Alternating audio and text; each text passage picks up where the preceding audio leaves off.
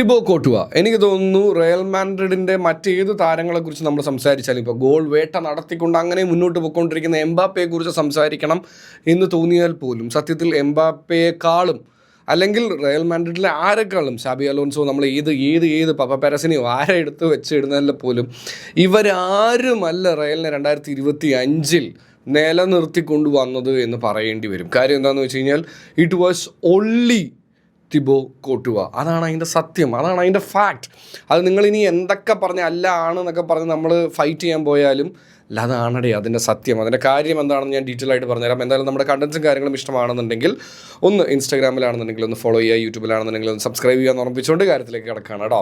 അപ്പോൾ ഇത് ഞാൻ പറയാൻ കാര്യം ഇപ്പോൾ ടോപ്പിൽ നിൽക്കുന്ന 5 ലീഗുകളുടെ കാര്യത്തിൽ എടുത്ത് നോക്കുകയാണെന്നുണ്ടെങ്കിൽ തന്നെ റയൽ മാഡ്രിഡ് എന്ന് പറയുന്ന ക്ലബ്ബാണ് ഏറ്റവും കൂടുതൽ ഗോള് കൺസീഡ് ചെയ്തിരിക്കുന്നതിൽ 2ാമത് നിൽക്കുന്നത് എന്നുള്ളതാണ്. ടോട്ടനം കഴിഞ്ഞ് കഴിഞ്ഞാൽ 80 ഗോളുകളാണ് ആര് കൺസീഡ് ചെയ്തിരിക്കുന്നത്? റയൽ മാഡ്രിഡ് കൺസീഡ് ചെയ്തിരിക്കുന്നത്.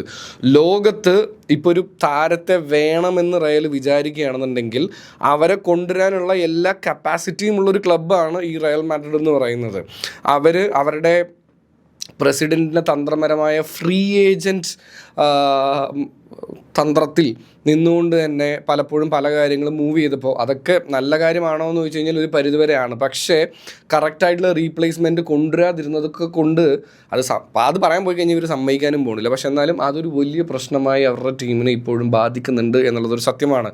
ഇനി പരിക്കുകൾ കൊണ്ട് ഇങ്ങനെയാണെന്ന് പറഞ്ഞു കഴിഞ്ഞാൽ പോലും എന്തുകൊണ്ട് അവർക്ക് ഇതൊന്നും റീപ്ലേസ് ചെയ്യാൻ പറ്റുന്നില്ല എന്നുള്ളതൊരു വലിയ ചോദ്യമാണ്. ആ സമയത്താണ് തിബോ കോർട്ടുവ എന്ന് പറയുന്ന താരത്തിൻ്റെ 174 സേവുകൾക്ക് ഇമ്പോർട്ടൻസ് വരുന്നത് എന്നുള്ളതാണ് കേട്ടോ.